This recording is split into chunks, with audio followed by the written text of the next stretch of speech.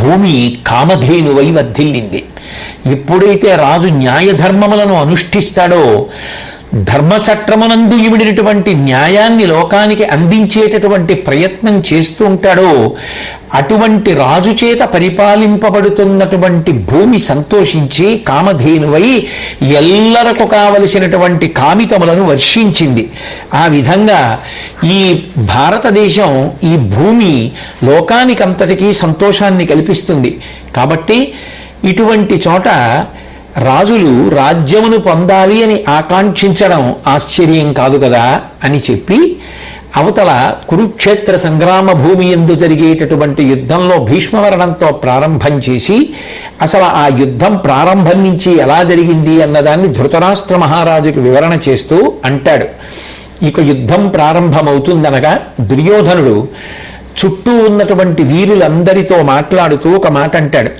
మన సైన్యానికి అంతటికీ సర్వసైన్యాధ్యక్షుడు భీష్ముడు. ఈయన మహానుభావుడు, మహావీరుడు. ఈయన మనందరినీ కూడా రక్షించగలిగినటువంటి వాడు. ఈ పృథివీ మీద ఆయనకు ఎదురు తిరిగి పోరాడగలిగినటువంటి వాడు లేడు అని ఆయనే ఇంతకుముందు ప్రస్తావించాడు. శత్రువులను ధ్వంసం చేయడంలో ఆరితేరినటువంటి విలుకాడు. ఇటువంటి ఈ భీష్ముడు మనందరినీ రక్షిస్తాడు. మనం భీష్ముడిని రక్షించుకోవాలి. మనందరినీ రక్షించగలిగినటువంటి భీష్ముణ్ణి కొత్తగా మనం రక్షించవలసినటువంటి అవసరం ఏమిటి అని అడుగుతారేమో. ఒక విషయాన్ని జాగ్రత్తగా వినండి అంటూ దుర్యోధనుడు అంటాడు, ఏమరి రక్షసాలని మృగేంద్రుని నక్కయు గోలుపుచ్చు సంగ్రామములోన కంగలిగి కావక తక్కిన ఆ శిఖండిచే ఈ మనుచేంద్రు కోల్పడమే ఇట్టిది గోల్పులి నిద్రవోవా ముద్దామ బలంబుమై గొరియతాకి వధించిన ఎట్టులుండదే. భీష్ముడు ఎంతమందితోనైనా నేను యుద్ధం చేస్తాను, కానీ శిఖండితో యుద్ధం చెయ్యను అన్నాడు. శిఖండి ఎవరో కాదు, అంబ ఎవరో కాదు, కేవలం భీష్ముణ్ణి చంపడం కోసమే అంత తపస్సు చేసి శిఖండిగా పుట్టింది అని మహాభారతం ఉద్యోగ పర్వంలో మనం వినడం జరిగింది. కాబట్టి ఆ శిఖండి అంత తపస్సు చేసి భీష్ముడి కొరకు మాత్రమే కారణజన్ముడిగా వచ్చినటువంటి వాడు. అటువంటి శిఖండి గత జన్మలో అంబ కేవలం భీష్ముడి మీద పగతో వచ్చింది అంబ శిఖండిగా. కాబట్టి ఆ శిఖండి భీష్ముడి జోలికి వస్తే ప్రమాదం. ఆ శిఖండితో నేను యుద్ధం చెయ్యను అని భీష్ముడు ఇతపూర్వమే ప్రకటించి ఉన్నాడు. కాబట్టి పాండవులు శిఖండితో భీష్ముడికి ప్రమాదాన్ని తీసుకొచ్చే ప్రయత్నం చేయవచ్చు. కాబట్టి మనం చాలా జాగ్రత్తగా ఆ శిఖండి నుండి భీష్ముడిని కాపాడుకుంటూ ఉండాలి. ఎందుకని అంటే ఏమరి రక్షసాలని మృగేంద్రుని నక్కయు గొలుపుచ్చు. ఒక సింహం ఏమరపాటుతో ఉండి చుట్టూ పరికించకుండా ఉన్నటువంటి సమయం చూసి ఒక నక్క సింహాన్ని చంపచ్చు. ఏం చెప్పగలం? సంగ్రామములోన కంగలిగి కావక తక్కిన ఆ శిఖండిచే ఈ మనుజేంద్రు కోల్పడమే. మనం చాలా జాగ్రత్తగా భీష్ముడిని శిఖండి నుంచి రక్షించుకుంటుంటే చాలు, భీష్ముడు మనందరినీ రక్షిస్తాడు. ఎందుకంటే భీష్ముడు శిఖండితో యుద్ధం చేయడు, ఆయన చెప్పాడు కదూ. అందుకని ఏమరపాటుగా ఉన్నటువంటి సింహాన్ని నక్క చంపేసినట్టు భీష్ముడి జోలికి శిఖండి రాకుండా ఉండాలి అంటే మనం భీష్ముడిని కాపాడుకుంటూ ఉండాలి. ఇట్టిది గోల్పులి నిద్రవోవా ఉద్దామ బలంబుమై గొరియతాకి వధించిన ఎట్టులుండదే. ఒక పెద్ద పులి నిద్రపోతోంది. ఆ పెద్ద పులి నిద్రపోతుంటే ఎక్కడి నుంచో ఒక గొర్రె, చాలా బలమైనటువంటి గొర్రె పరిగెత్తుకొచ్చి దాని ప్రాణస్థానాన్ని ఢీకొట్టింది. ఎంత పెద్ద పులి అయితే మాత్రం ఆ గొర్రె వచ్చి అంత పరిగెత్తుకుంటూ వచ్చి తన ప్రాణస్థానమును ఢీకొడితే ఆ పెద్ద పులి మరణించింది. ఒక గొర్రె పెద్ద పులిని చంపినట్టు, ఒక నక్క సింహాన్ని చంపినట్టు శిఖండి భీష్ముడికి ఆపద తేవచ్చు. భీష్ముడికి ఆపద వస్తే మనది రక్షించేవాడెవరు? భీష్ముడు ఉంటే మనందరినీ రక్షిస్తాడు. కాబట్టి భీష్ముడిని మనం రక్షించుకోవాలి. కాబట్టి సర్వకాలముల యందు ఏ వంక నుంచైనా శిఖండిని మాత్రం ఎదిరించి భీష్ముడిని కాపాడుతుండండి. ఆయననొక్కడిని కాపాడుకోగలిగితే మనందరం కూడా సంతోషంగా ఉంటాం అని చెప్పాడు. తెల్లవారింది. ధృతరాష్ట్ర మహారాజా, ఇటు కౌరవులు అటు పాండవులు అందరూ కూడా యుద్ధానికి సన్నద్ధమై బయలుదేరారు. భీష్మాచార్యుడు సర్వసైన్యాధిపతి, కురుపితామహుడు, మహానుభావుడు, కారణజన్ముడు. ఇత పూర్వం వసువు మహాజ్ఞాని, ధర్మానుష్ఠాన తత్పరుడు, శ్రీకృష్ణ పరమాత్మ అంతటి వాడి చేత పొగడబడినటువంటి వాడు, లోకమునకు విష్ణు సహస్రనామ స్తోత్రాన్ని అందించినటువంటి వాడు, స్వచ్ఛంద మరణాన్ని తండ్రి నుండి వరంగా గ్రహించినటువంటి వాడు, ఆజన్మ బ్రహ్మచర్యాన్ని నిర్వహించినటువంటి వాడు, గురువైనటువంటి పరశురాముడు కూడా ఎదుర్కోవడానికి సాధ్యం కానటువంటి దుర్నిరీక్షమైనటువంటి పరాక్రమం కలిగినటువంటి వాడు, ఈ భూమి మొత్తం మీద భీష్ముడితో నేను యుద్ధం చేస్తానని చెప్పగలిగినటువంటి ధైర్యం ఉన్నటువంటి రాజు లేనివాడు. అంతటి మహాపరాక్రమోపేతుడైనటువంటి భీష్ముడు యుద్ధానికి బయలుదేరుతున్నాడు. పరిధానంబును తేరు అశ్వములు చాపమును పరిస్ఫీత వజ్ర రుచి వ్యాప్త సువర్ణ తాళమయ చెంచత్కేతువున్ వర్ణముంగరమొప్పన్ తెలుపారు వెల్గొడుగుతో గంగాసుతుండా సుధాకరుడుంబోలి వెలింగే దర్పమసగన్ కౌరవ్య సైన్యాభికిన్. ఆ కురు సైన్యం అనేటటువంటి మహాసముద్రంలో ఆ భీష్ముడు ఒక పౌర్ణమి నాటి చంద్రుడు ఎలా ఉంటాడో అలా ప్రకాశించాడు.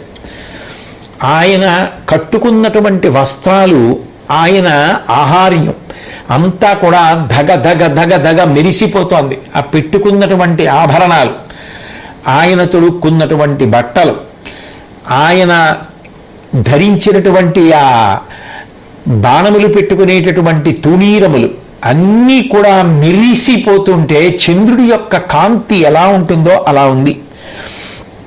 ఇక రథానికి కట్టినటువంటి గుర్రాలు ఎప్పుడెప్పుడు యుద్ధభూమిలో వీరవిహారం చేస్తావా అన్నట్టుగా పరిగెత్తడానికి అంత సిద్ధంగా ఉన్నాయి. ధనస్సు వజ్రాలతో పొదగబడి ఉంది, మిరిసిపోతోంది. తాటి చెట్టు ఆయన యొక్క గుర్తు. ఆ తాటి చెట్టు బంగారంతో తయారు చేయబడినటువంటిది గుర్తుగా పతాకం మెరిసిపోతోంది. కట్టుకున్నటువంటి కవచం విశేషమైనటువంటి కాంతులీనితోంది. రథం మీద తెల్లటి గొడుగు ప్రకాశిస్తోంది. ఆయన తనంత తానుగా ఒక చంద్రబింబం ఆకాశంలో ప్రకాశిస్తే ఎలా ఉంటుందో అటువంటి ప్రకాశంతో ఉన్నాడు మహానుభావుడు. ఇక మిగిలిన వీరులు కాంచనమయ వేదికా కనత్కేతనోజ్వల విభ్రమం బొప్ప కలశజుండు కనక గోవృష సాంద్ర కాంతి కాంతధ్వజ విభవ విలాసంబు వెలయ కృపుడు మణిసింహలాంగూల మహిత కేతుప్రభా స్ఫురణంబు మెరయంగ గురుసుతుండు రత్నశిలారశ్మి రాజిత కదలికా మహిమ శోభిల్లంగ మద్రవిభుడు వెడలి తమ తమ చతురంగ వితతులెల్ల ఉచిత గతి నుల్కొనంగ చేయుచు కడంగి సంగరోత్సవ సంభృతోత్సాహులగుచు నగుచు తగు మాటలాడుచు నడిచిరెలమి. మిగిలినటువంటి వీరులు వాళ్ళకి యోగ్యమైనటువంటి రథములను అధిరోహించి ఆ పతాకాలు ప్రకాశిస్తుండగా వెళుతున్నారు. ద్రోణాచార్యుల వారి యొక్క రథం మీద బంగారంతో నిర్మింపబడినటువంటి యజ్ఞ వేదిక ఆ పతాకం మీద గుర్తుగా ప్రకాశిస్తోంది. కృపాచార్యుల వారి యొక్క రథం మీద గోవు ప్రకాశిస్తోంది గుర్తుగా, ఆ జెండా మీద గోవు గుర్తుగా ప్రకాశిస్తోంది. అట్లాగే అశ్వత్థామ యొక్క రథం మీద ఉన్న జెండా మీద మణినిర్మితమైనటువంటి సింహపు తోక గుర్తుగా ఉంది. అట్లాగే రత్నాలతో కూడినటువంటి అరటి చెట్టు ఒకటి మద్రరాజైనటువంటి ఆ శల్యుడి యొక్క జెండా మీద గుర్తుగా కనపడుతోంది. ఇటువంటి చిత్ర విచిత్రమైనటువంటి పతాకములతో కూడుకున్నటువంటి పరమాద్భుతమైనటువంటి రథములెక్కి పెళ్లికి వెళుతున్న వాళ్ళు ఎంత సంతోషంగా మాట్లాడుకుంటూ ఉంటారో అలా మాట్లాడుకుంటూ పరమోత్సాహంగా వీరులందరూ కూడా యుద్ధానికి బయలుదేరి వస్తున్నారు.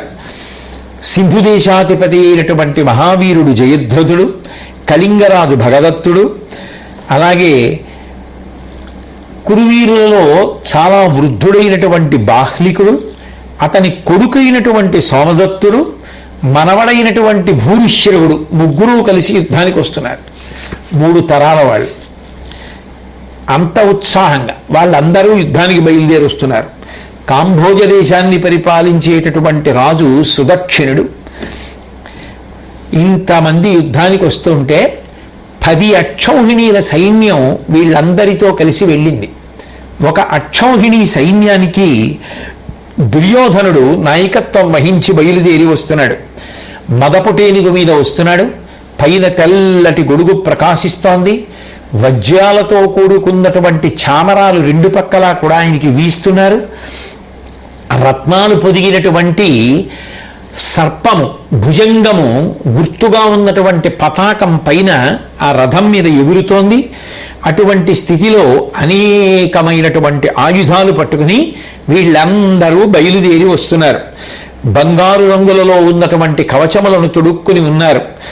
బల్లెములు పట్టుకున్నారు, పెద్ద పెద్ద సూదులు పట్టుకున్నారు, 2-3 నాలుకలు ఉన్నటువంటి సూదులు పట్టుకున్నారు, గండ్రగొడ్డళ్ళు పట్టుకున్నారు, చిల్లకోలలు పట్టుకున్నారు, ఇనప గుడియలు పట్టుకున్నారు, గదలు పట్టుకున్నారు, ధనస్సులు పట్టుకున్నారు, తుణీరములు పట్టుకున్నారు, ఖడ్గములు పట్టుకున్నారు, బాణములు పట్టుకున్నారు, రోకళ్ళు, వంకర కత్తెలు, వంకర కత్తులు, ఈటెలు, ఒకటేమిటి ఇన్ని రకములైనటువంటి ఆయుధములు. ఇన్ని ఆయుధములు పట్టుకుని అందరూ కూడా యుద్ధం అంటే ఒక క్రీడ అని భావన చేస్తూ అంత సంతోషంగా ఇంతమంది యుద్ధానికి బయలుదేరారు. ఆ బయలుదేరినటువంటి సమయంలో కురు సైన్యానికి సర్వసైన్యాధిపతి అయినటువంటి భీష్మాచార్యుల వారు దుర్యోధనుడి వంక చూసి, నీ మిత్రుడైనటువంటి కర్ణుడు మాత్రం నేను యుద్ధం చేసేటప్పుడు రావడానికి వీలు లేదు. అంతేకాదు, నేను యుద్ధం చేసినంతసేపు అతని కొడుకులు కాని, స్నేహితులు కాని, మంత్రులు కాని, బంధువులు కాని ఎవ్వరూ యుద్ధంలో పాల్గొనడానికి వీల్లేదు. వాళ్ళెవ్వరూ యుద్ధంలో పాల్గొనకుండా చూడవలసినటువంటి కర్తవ్యం నీది అని దుర్యోధనుడితో చెప్తే, నేను ఒక్కడనే యుద్ధం చేయగలనని మీ పౌరుష పరాక్రమాల మీద అంత నమ్మకంతో మీరు యుద్ధానికి సిద్ధపడి ఉండగా మాకు విజయానికి ఏమి కొరత, ఏమీ బెంగలేదు, పరమ సంతోషం, కర్ణుడు యుద్ధానికి రాడు అని చెప్పి బయలుదేరారు. భీష్ముడు మనుష్యాకారంలో ఒక గొప్ప వ్యూహాన్ని రచించాడు యుద్ధానికి. అందులో ముఖం పడమర దిక్కుకి తిరిగి ఉంది. ఆ ముఖ ద్వారం దగ్గర తాను నిలబడ్డాడు, ద్రోణాచార్యుల వారు నిలబడి ఉన్నారు. అంటే అసలు వాళ్ళిద్దరిని దాటి అందులోకి వెళ్ళడమే ఎంత కష్టమో అర్థం అవుతుంది. ముఖం దగ్గరే భీష్ముడు, ద్రోణుడు, అట్లాగే కుడివైపున కృపాచార్యుల వారు. అసలు ఆయన అవధ్యుడు, ఆయన్ని చంపడమే సాధ్యం కాదు, అటువంటి వాడు కుడి పక్కన. ఎడమవైపు కృతవర్మ, ఇక శల్యుడు, వీళ్ళిద్దరూ ఎడమవైపున ఉన్నారు. ఆ వ్యూహానికంతరికీ వెనుక వైపున బాహ్లికుడు కొడుకు సోమదత్తుడు, సోమదత్తుడి కొడుకు భూరిశ్రవుడు, వీళ్ళ ముగ్గురు ఆ వ్యూహానికి వెనక వైపు నిలిచారు. వ్యూహానికి మధ్యలో దుర్యోధనుడు, అతని తమ్ములు ఉన్నారు. 4 వైపులా ఇటువంటి వీరులను మోహరించి మానవాకారంలో ఉండేటటువంటి ఒక గొప్ప వ్యూహాన్ని రచించి భీష్ముడు యుద్ధానికి సిద్ధపడ్డాడు. పాండవులందరూ కూడా యుద్ధానికి బయలుదేరారు.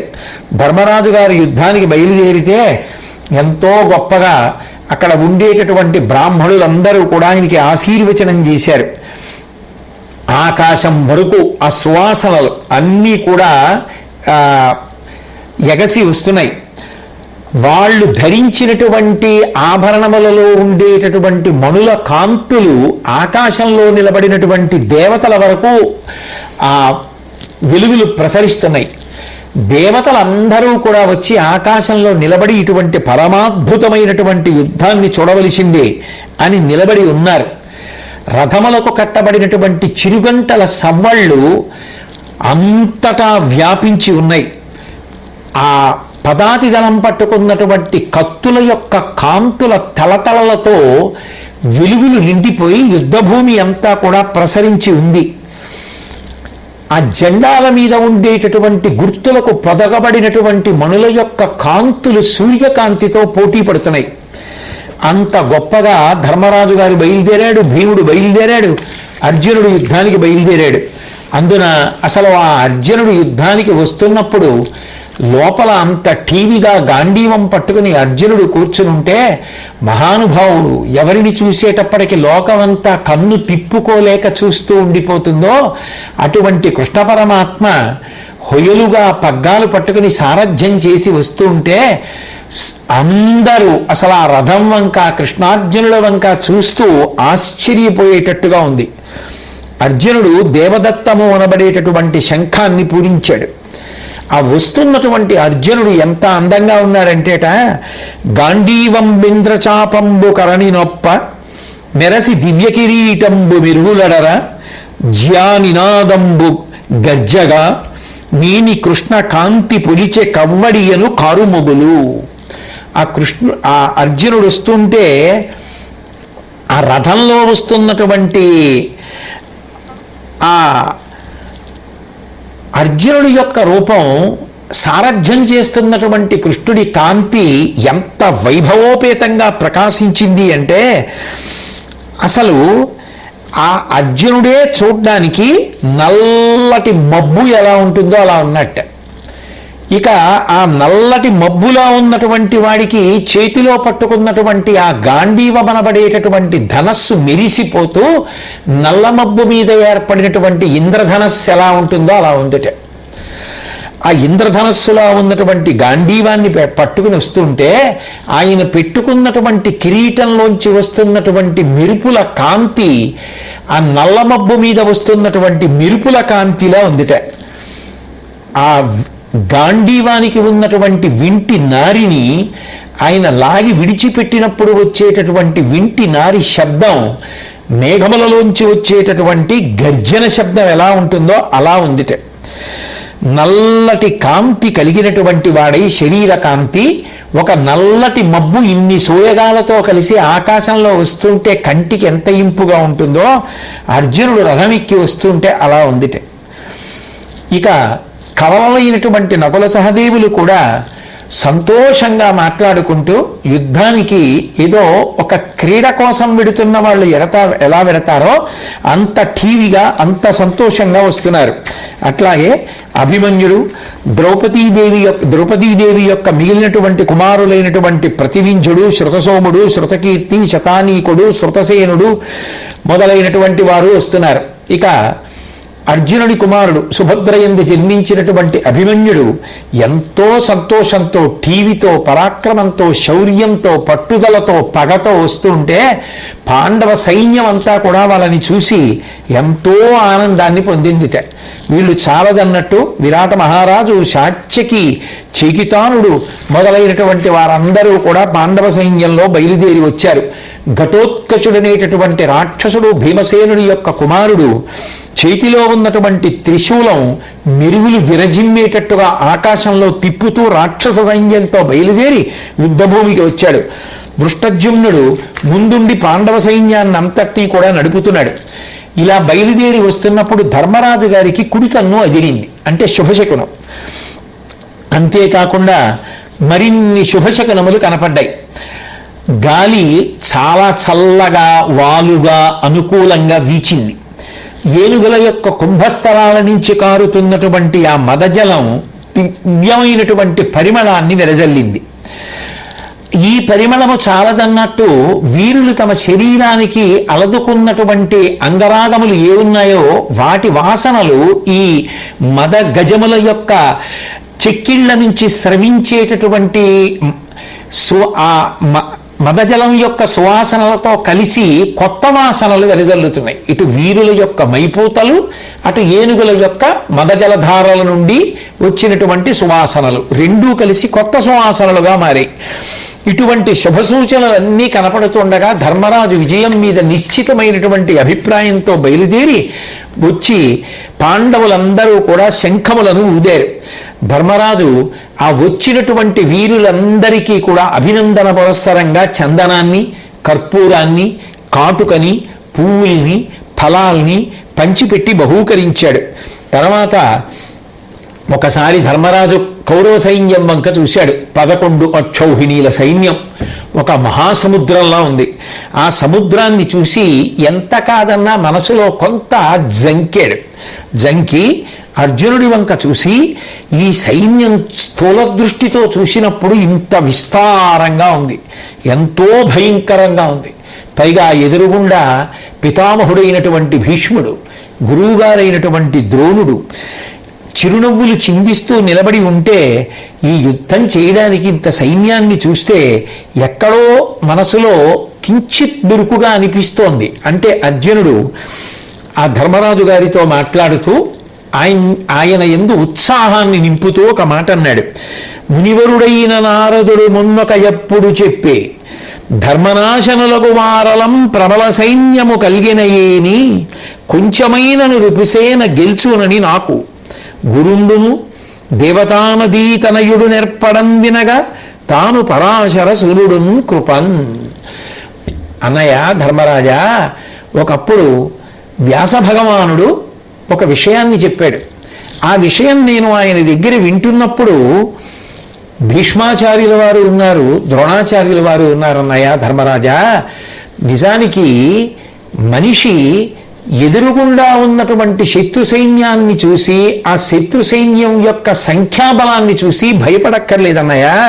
ఎందుకంటే ధర్మనాశనులకు వారలం ప్రబల సైన్యము కలిగిన ఏమి, ధర్మాన్ని అనుష్ఠించకుండా ఉండేవాళ్ళు, ధర్మాన్ని పాడు చేద్దామన్న సంకల్పం ఉన్నవాళ్ళు ఎంత పెద్ద సంఖ్యతో కూడుకున్నటువంటి సైన్యంతో యుద్ధానికి వచ్చినా ధర్మాన్ని అనుష్ఠించే వాళ్ళు, ధర్మం కోసం యుద్ధం చేసేటటువంటి వాళ్ళు తక్కువ సంఖ్యలో ఉన్న వాళ్ళైనా, రెండవ పక్షం చేతిలో ఎక్కువ సంఖ్య ఉన్న వాళ్ళైనా ధర్మమునందు నిష్ట లేని వారు ఓడిపోతారని చెప్పాడు వ్యాస భగవానుడంతటి వాడి మాట చెప్పాడన్నయ్య. మాట చెప్పినప్పుడు భీష్ముడు ఉన్నాడు, ద్రోణుడు ఉన్నాడు. కాబట్టి మనం బెంగ పెట్టుకోవలసిన అవసరం ఏమిటి? పైగా మన వైపు పరమాద్భుతమైనటువంటి వీరులందరూ ఉన్నారు. కాబట్టి మనసులో కించిత్ కూడా దీని గురించి నువ్వు ఊహ చెయ్యవలసిన అవసరం లేదు. మనం సంతోషంగా యుద్ధానికి బయలుదేరదాం అన్నాడు. సర్వసైన్యాధిపతి అయినటువంటి దృష్టజ్యుమ్నుణ్ణి పిలిచి అర్జునుడు వీరి వైపు నుంచి నరవ్యూహాన్ని రచించవలసిందిగా కోరాడు. భీష్ముడు నరవ్యూహాన్ని రచించాడు కాబట్టి మన వైపు నుంచి అచల వ్యూహాన్ని రచించవలసిందిగా కోరాడు. అర్జునుడు కోరినట్టుగా ఆ దుష్టజ్యుమ్నుడు అచల వ్యూహాన్ని రూపొందించి సిద్ధం చేశాడు. ఆ అచల వ్యూహంలో మొట్టమొదట వ్యూహానికి ముందర అభిమన్యుడు మొదలైనటువంటి ఆ మహావీరులు, వారితో పాటుగా నకుల సహదేవులు నిలబడి ఉన్నారు. వాళ్ళకి బాసటగా భీముడు ఉన్నాడు. ఉత్తరం వైపు దక్షిణం వైపు ఒకవైపు విరాటుడు, ఒకవైపు ద్రుపద మహారాజు నిలబడున్నారు. ఇక పెద్ద పెద్ద పర్వతాలు ఎలా ఉంటాయో అటువంటి పర్వతాలలా శోభిల్లేటటువంటి ఏనుగుల గుంపు మధ్యలో, వ్యూహం మధ్యలో ధర్మరాజు గారు ఉన్నాడు. ఛత్రచామరాలు ఆయనకి రాజలాంఛనాలుగా అక్కడ సేవలు అందిస్తున్నటువంటి వారితో కలిసి ఏర్పాటు చేయబడి ఉన్నాయి. బ్రాహ్మణులు ఆశీర్వదించి ఉన్నారు. ఆ ఆశీర్వచనం చేసినటువంటి బ్రాహ్మణులందరికీ కూడా ధర్మరాజు గారు మీరి వస్త్రాలు, బంగారు కాసులు బహూకరించాడు. అర్జునుడి చేత కాపాడపడుతూ శిఖండి ఉన్నాడు. ఎందుకనంటే ఆ శిఖండి భీష్ముడిని సంహరించాలి. భీష్మ సంహారానికి శిఖండి ప్రధాన కారణం కావాలి. అంటే శిఖండిని కాపాడుకోవాలి. శిఖండిని జాగ్రత్తగా చూడమని దుర్యోధనుడు అన్నాడు. శిఖండిని కాపాడుకోవడానికి అర్జునుడు ఉన్నాడు యువతల వైపు. వెనక భాగంలో మగధ దేశానికి చెందినటువంటి సహదేవుడు, దృష్టకేతుడు అనేటటువంటి ఇద్దరు మహావీరులు ఉన్నారు. ఉండి దృష్టజ్యుమ్నుడు అచల వ్యూహాన్ని నిర్మిస్తే భీష్మాచార్యుల వారు నరవ్యూహాన్ని నిర్మించాడు. ఇప్పుడు ధృతరాష్ట్రుడు ఈ చెప్తున్నటువంటి సంజయుడికి యుద్ధవార్తలన్నీ సంజయుడు కదా చెప్తున్నాడు, వేదవ్యాసుడు ఇచ్చినటువంటి వరప్రభావంగాను. ఆ చెప్తున్నటువంటి సంజయుడు వంక తిరిగి ధృతరాష్ట్రుడు ఒక ప్రశ్న వేశాడు. పాండవ సైన్యం 7 అక్షౌహిణీలతో ఉంది. ధర్మరాజు గారు ఆ కౌరవ సైన్యాన్ని చూసి మనసులో కించిత్తు దిగులు చెందాడు. అంత పెద్ద సైన్యం కౌరవ సైన్యం. సంజయ, రెండు వైపుల ఉన్నటువంటి ఈ సైన్యాలను చూస్తుంటే ఎవరు గెలుస్తారనిపిస్తోంది అని అడిగాడు. అంటే ఎక్కడో ఇంకా చావని ఆశ ధృతరాష్ట్రుడిది, ఎవరిలో ఎక్కువ ఉత్సాహం ఓలలాడుతోంది అని అడిగాడు. అడిగితే ఆయన సంజయుడు ధృతరాష్ట్రుడితో మాట్లాడుతూ కొత్తగా చెప్పవలసినటువంటి అవసరం ఏముంటుంది? నరనారాయణులైనటువంటి ఆ అర్జునుడు, కృష్ణుడు పాండవ సైన్యంలో ఉన్నారు. కాబట్టి పాండవ సైన్యమునందు ఉత్సాహము చాలా విశేషంగా కనపడుతోంది అన్నాడు. శ్రీకృష్ణుడు పాంచజన్యము అనబడేటటువంటి శంఖాన్ని పూరిస్తే అర్జునుడు దేవదత్తము అనబడేటటువంటి శంఖాన్ని పూరించాడు. ఈ కృష్ణార్జునులు ఇద్దరూ తమ శంఖములను పూరించగానే పాండవ సైన్యం అంతా ఉత్సాహం మరింత పొందింది. అవతల కౌరవ సైన్యం మీద ఆకాశంలోంచి నిత్తురు వర్షం కురిసింది. ఈ అపశకునం తెలుస్తుందేమో, ఈ అపశకునం యొక్క శబ్దములు మిన్నంటుతుంటే సైన్యం భయపడుతుందేమోనని దుర్యోధనాదులు అన్నారు, ఎవరికీ వినపడకుండా ఉండడానికి యుద్ధవాద్యాలు గట్టిగా మ్రోగించండి అన్నాడు. అని ఎన్నో చెడ్డ శకునములు కనపడుతున్నప్పటికీ కూడా ధైర్యం చేసి సాహసించి యుద్ధానికి కౌరవ వీరులు బయలుదేరారు. అప్పుడు భీష్ముడు, ద్రోణుడు, అశ్వత్థామ, కృపాచార్యుడు మొదలైనటువంటి పెద్దలు అపశకునములు స్పష్టంగా కనపడుతున్నాయి, ఏ విధమైనటువంటి అనుమానం లేదు, పాండవులే యుద్ధంలో గెలుస్తారు అని అనుకున్నారు. ఇక యుద్ధం ప్రారంభమవుతుందనగా ధర్మరాజు గారు ఆ ఎదురుగుండా ఉన్నటువంటి సైన్యాన్నంతటినీ ఒకసారి చూశాడు. చూసి సమరకౌతికి అయిన యజాత శత్రుడు ఒప్పు మిగిలెడు మైమరు ఊడ్చి ఆయుధములతో కూడా తన అరదమును పెట్టి ఇలకు దిగి మౌని అయి కరంబులు మొగిచ్చి.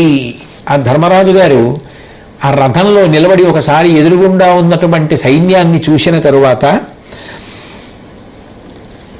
ఆ కట్టుకున్నటువంటి కవచాన్ని విప్పేశాడు. ఆయుధములన్నింటినీ కవచాన్ని రథంలో పెట్టేశాడు. భూమి మీదకి దిగాడు. మౌనంగా ఎవరితో మాట్లాడకుండా రెండు చేతులు ఇలా పెట్టి నమస్కారం చేస్తూ పాదచారి అయి యుద్ధభూమిలో నడిచి వెడుతున్నాడు. ఆశ్చర్యపోయారు పాండవులందరూ. ఇదేంటి, తీరా యుద్ధానికి వచ్చిన తర్వాత కవచం విప్పేశాడు, ఆయుధాలని తీసుకెళ్లి రథంలో పెట్టేశాడు, కిందకి దిగిపోయాడు, పాదచారి అయి నమస్కారం పెట్టుకుంటూ శత్రుభూమిలోకి వెళ్ళిపోతున్నాడు, శత్రువుల దగ్గరికి.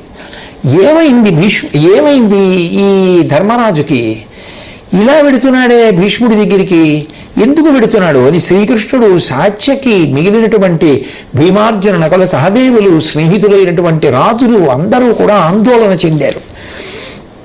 అప్పుడు భీముడు, మేము ఇంతమంది ఉండగా ఒక్కడు పాదచారి అయి దేనికి అట్లా వెడుతున్నాడు అన్నాడు. శత్రువులను ఓడించడానికి కావలసినంత వ్యూహరచన పటిమ మనకుండగా ధర్మరాజు దేనికి జడిసి ఇలా వెడుతున్నాడని అర్జునుడు అన్నాడు. నకులుడు, శత్రువులు జంకుపడకుండా దైన్యంతో ఉండవలసినటువంటి స్థితిలో, అసలు శత్రువులు మనని చూసి జంకాలి, శత్రువులు మనని చూసి దైన్యం వహించాలి. అటువంటిది ఈయన జంకుతున్నట్టు దైన్యంతో ఉన్నట్టు ధర్మరాజు గారు ఎందుకు ఇలా వెడుతున్నాడని నకులుడు అన్నాడు. వెంటనే సహదేవుడున్నాడు. ఉత్సాహంతో పని చెయ్యవలసినటువంటి సమయంలో అందరికీ నిరుత్సాహం కలిగేటట్టుగా కవచం విప్పేసి ఆయుధాలు తీసేసి అక్కడ పెట్టేసి పాదచారి అయి నమస్కార ముద్ర పట్టి కౌరవ సైన్యంలోకి వెళ్ళవలసిన అగత్యం ధర్మరాజు గారికి ఎందుకు కలిగింది అన్నాడు. వెంటనే శ్రీకృష్ణుడు వాళ్ళందరి వంక చూసి, నాకు అర్థమైంది, నేను ధర్మరాజు గారి యొక్క అభిప్రాయాన్ని పట్టుకోగలిగాను. పెద్దలైనటువంటి భీష్మ, ద్రోణ, కృప, శల్యాది వీరుల యొక్క ఆశీర్వచనం పొందడం కోసం, పెద్దల యొక్క ఆశీర్వచనము లేకుండా యుద్ధంలో జయం పొందలేమనేటటువంటి నిశ్చితమైన అభిప్రాయంతో ధర్మరాజు గారు వెడుతున్నాడు. కాబట్టి మీరెవ్వరూ ఏ విధమైనటువంటి ఆందోళన చెందవక్కర్లేదు అన్నాడు. అప్పుడు ఆ ధర్మరాజు గారు తిన్నగా వెళ్ళి భీష్ముడి దగ్గరికి వెళ్ళి ఆయన పాదములకు నమస్కరించాడు. నమస్కరించి భీష్ముడితో అన్నాడు, అనగా నీకెదిర్చి అనిచేయువాడనై మున్ననుజ్ఞగొనగా నిన్నుగాన నిమ్మి వచ్చినాడ నీ చేత దీవెన వడసి చనిన నేను పరగగిలుతూ. తాత, మీరు పెద్దవారు, మొట్టమొదట మీ యొక్క అనుజ్ఞ తీసుకొని, మీ అనుమతి తీసుకున్న తర్వాత యుద్ధం చేద్దామని చెప్పి నేను మీ అనుజ్ఞ కోసం, మీ ఆశీర్వచనం కోసం వచ్చాను అని చెప్పి భీష్మాచార్యుల వారి యొక్క పాదములకు నమస్కారం చేశాడు. మీ ఆశీర్వచనము, మీ అనుమతి లభిస్తే అప్పుడు యుద్ధాన్ని ప్రారంభం చేస్తాం. ఆ వినయానికి, ఆ విధేయతకి పొంగిపోయాడు భీష్ముడు. పొంగిపోయి అనవిని గాంగేయుడు అక్కట నీవిట్లు సనుదేక తక్కిన శాపమిత్తు వచ్చితి మేలయ్యే వైరుల నిర్జింపు ఇదిగాకయును వరమిద్ది అయిన అడుగుము నీకుగా ననిసేయుటొక్కటి తక్కంగా నావుడు ధర్మసుతుడు రారాజు పక్షమై రణము చేయుము నాకు హితమగు కార్యంబు మతితలంపు అనుడు అట్ల కాక అట నీ తలంపేమి అనిన భీష్ముతోడ అతడు నిన్ను పోర గెలుచు విధము బోధింపుమనుటయు సస్మితాశ్చులగుచు శాంతనవుడు. ఆ ధర్మరాజు గారు నమస్కారం చేసి అనుమతి అడిగితే చూసినటువంటి భీష్ముడు అన్నాడు, నువ్వు ఇలా బయలుదేరి వచ్చి నన్ను అనుమతి అడగకుండా యుద్ధం ప్రారంభం చేసి ఉంటే ధర్మరాజా నిన్ను శపించి ఉండేవాణ్ణి. నువ్వు ఇట్లా రావడం చాలా మంచిదైంది. నేను చాలా ప్రీతి చెందాను నీ ప్రవర్తన పట్ల. నీకు ఏ వరం కావాలడుగు, నన్ను నీ పక్షాన యుద్ధం చెయ్యమని మాత్రం అడక్కు. ఎందుకని? ఆయనకి ముందే తెలుసు ఇంక ఎంతకాలం శరీరంలో ఉంటాడు. శరీరము గుడ్లిపోవాలంటే అర్జున బాణములు తప్ప మార్గం లేదు. అర్జునుడికి వైరిసేనలో నిలబడితే తప్ప అర్జునుడి బాణములు తగిలే అవకాశం లేదు. అందుకని కదా వచ్చాడు. కాబట్టి నీ పక్షాన యుద్ధం చెయ్యమని తప్ప ఇంకేమైనా అడుగు అన్నాడు. అంటే ధర్మరాజు గారు అన్నారు, నువ్వు రారాజు పక్షానే యుద్ధం చెయ్యి, కానీ నాకు మేలైనటువంటి కార్యం జరగాలని మనసులో తలుచుకుంటుండు, నాకు అది చాలు. అంటే ఇంకేదైనా వరాన్ని కూడా అడుగు అన్నాడు. అంటే ధర్మరాజు గారు అన్నాడు, నిన్ను యుద్ధంలో గెలవడం ఎలా తాత అని అడిగాడు. నిన్ను యుద్ధంలో గెలవడం అన్న మాటకు అర్థం ఏమిటి? తాత నిన్ను చంపడం ఎలా అని. బహుశా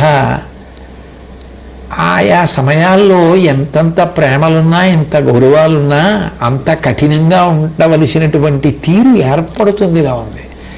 కానీ దాన్ని భీష్ముడు ఎలా తట్టుకున్నాడో అలా ధర్మరాజు గారు ఎలా అడగగలిగారో, ఆ యుద్ధాలు ఏమిటో నిజంగా ఒక్కొక్కసారి మాత్రం వీరొక కోణంలో ఆలోచిస్తే చాలా ఆశ్చర్యంగా ఉంటుంది. అడిగితే చిన్న నవ్వు నవ్వి భీష్ముడు అన్నాడు, దేవతలు కూడా నన్ను చంపలేరు, అది దేవతలకు కూడా సాధ్యం కాదు, ఇక మనుష్యుల మాట చెప్పడం దీనికి. కాబట్టి మన ఒక్క విషయాన్ని గుర్తుపెట్టుకో ధర్మరాజా, నన్ను చంపగలిగిన వాడు లేడు.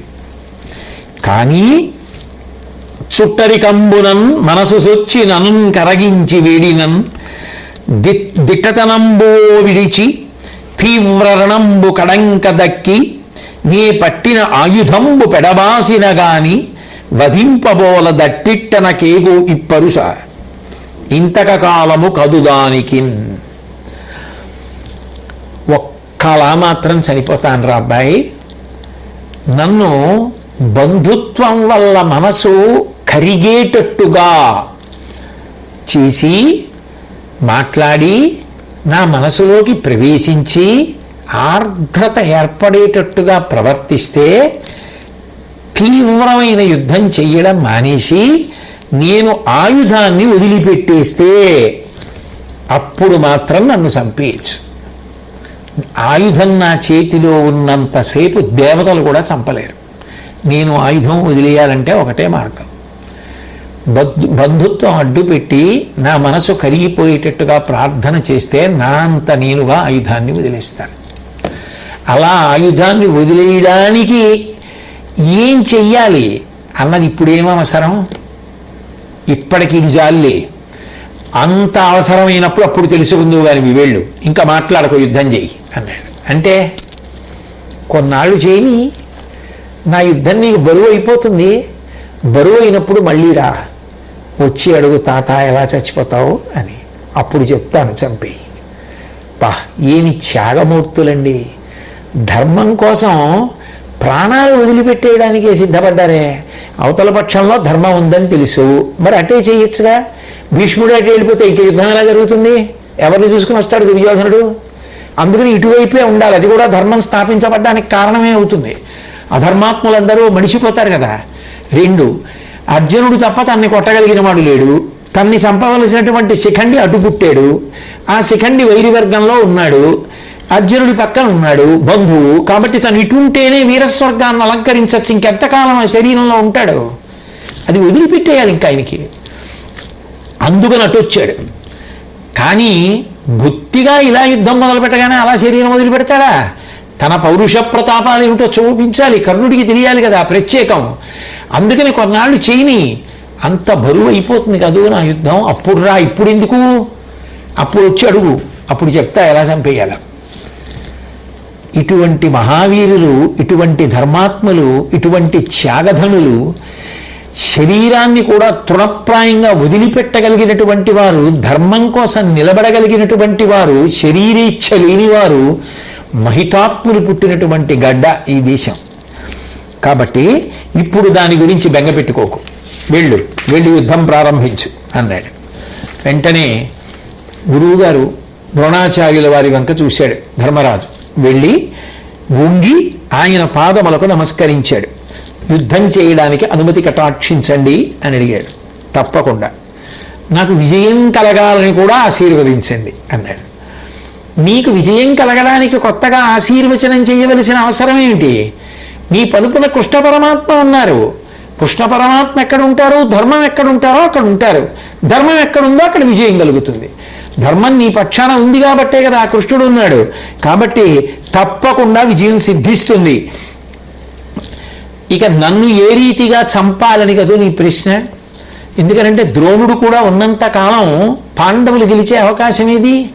కాబట్టి మిమ్మల్ని ఎలా గెలవాలి అని అడిగితే, నాకు బాగా నమ్మకస్తుడైనటువంటి వ్యక్తి నా మనసు చాలా బాధపడేటటువంటి కీడుకు సంబంధించిన వార్త ఏదైనా చెప్తే నేను ఆయుధం వదిలిపెట్టేసి పడిపోతాను. అప్పుడు నా మీద బాణప్రయోగం చేసి చంపేయచ్చు. తప్ప నా చేతిలో ఆయుధం ఉన్నంత కాలం నన్ను నిర్జించలేరు ధర్మరాజా. అవతల వైపు నుంచి బాణం వేసి నన్ను కొట్టాలి అంటే నేను ఆయుధం వదిలేయాలి. నేను ఆయుధం వదిలేయాలి అంటే నా మనసు భరించలేనంత కీడు వార్త వినపడాలి. ఆ కీడు వార్త ఎవరన్నా చెప్తే యుద్ధంలో నమ్మను. పరమ నమ్మకస్తుడైన వాడు చెప్పాలి. చెప్తే వదిలేస్తాను. భీష్ముడు ఎందుకు యుద్ధానికి వచ్చాడో ద్రోణుడు అందుకే యుద్ధానికి వచ్చాడు. భీష్ముడు ఎందుకు చెప్పాడో ద్రోణుడు అందుకే చెప్పాడు. ధర్మం గెలవాలి కాబట్టి. ఏమి త్యాగమూర్తులు! గురువు చిన్నప్పటి నుంచి అంత విద్య నేర్పినవాడు. యుద్ధానికి ముందు అలా అడగగలగడం, వాళ్ళు అలా చెప్పడం, అసలు నిజంగా ఏమి త్యాగమయ జీవితాలండి. ఏమి అద్భుతమైనటువంటి విషయం, ఎంత గౌరవం, ఎంత వినయం. అది వాళ్ళు చెప్పాలి తప్ప మనం గెలవగలిగిన వాళ్ళం. వాళ్ళకి ఆ భావన ఉంటే, వాళ్ళ ఆశీర్వచనం ఉంటే, వాళ్ళు అలా మనం గెలవాలనుకుంటే వాళ్ళని గెలవగలం అంతే అన్న నమ్మకం త్రికరణ శుద్ధిగా ధర్మరాజు గారికి ఉండడం, ఇవన్నీ నిజంగా ఎంత అద్భుతమైన విషయాలు. అందుకు కదా వింటే భారతం వినాలన్నారు. అట్లాగే కృపాచార్యుడి దగ్గరికి వెళ్ళి ఆయనకి నమస్కారం చేశాడు. చేసి, అయ్యా నాకు విజయం కలగాలి, మీరు ఎలా వధింపబడతారు అంటే, నేను అవధ్యుడను, వధింపబడను, కానీ విజయం మాత్రం నీకు కలుగుతుంది, నా ఆశీర్వచనం ఉంది. చాలదా? అటువంటి ఆశీర్వచనం కృపాచార్యుల వారు ఇచ్చారు. శల్యుడి దగ్గరికి వెళ్ళి నమస్కారం చేసి అనుమతిని అడిగాడు. అనుమతి ఇస్తున్నానన్నాడు. అయ్యా మీరు మరిచిపోకండి, కర్ణుడికి సారథ్యం చేసినప్పుడు కర్ణుడి మనసు విరిగిపోయేటట్టుగా నిరుత్సాహపడే మాటలు మాట్లాడి మాకు ఉపకారం చేయండి అన్నాడు. ధర్మరాజా, ఇది నువ్వు యుద్ధానికి ప్రయత్నాలు జరుగుతున్నప్పుడే నన్ను అడిగావు, నీకు వరం ఇచ్చాను, అట్లాగే కర్ణుడిని బాధ పెడతానని. తప్పకుండా కర్ణుడికి సారథినైనప్పుడు కర్ణుడి మనసు వికలమైపోయే మాటలు మాట్లాడతాను. దాని వలన యుద్ధం మీద ఏకాగ్రత తగ్గిపోయిన కర్ణుడు అర్జునుడి చేత నిర్జింపబడతాడు. బెంగపెట్టుకోకు, బయలుదేరన్నాడు. బయలుదేరి వచ్చినటువంటి ధర్మరాజు గారు రథాన్ని అధిష్ఠించాడు. రెండు పక్షాల ఉన్నటువంటి వీరులు యుద్ధానికి సన్నద్ధంగా ఉన్నారు. ధర్మరాజు గారు కవచం కట్టుకున్నాడు, ఆయుధాలు తీసుకున్నాడు. రెండు పక్షాలలో ఉన్నటువంటి వీరులు పరమ సంతోషంగా యుద్ధాన్ని ప్రారంభించడానికి సిద్ధంగా ఉన్నటువంటి ఆ సందర్భం దగ్గర ధర్మస్థాపన కొరకు భగవంతుని యొక్క ప్రయత్నము ఫలించేటటువంటి క్షణము ప్రారంభమైనటువంటి శుభవేళ మనం ఈనాటి ప్రవచనాన్ని పూర్తి చేద్దాం. రేపటి రోజు మిగిలినటువంటి విషయాన్ని పరిశీలనం చేసి కృష్ణ పరమాత్మ పలికించినంత మేర పలికి నేను విని మీరు ధన్యులమవుదాం. స్వస్తి.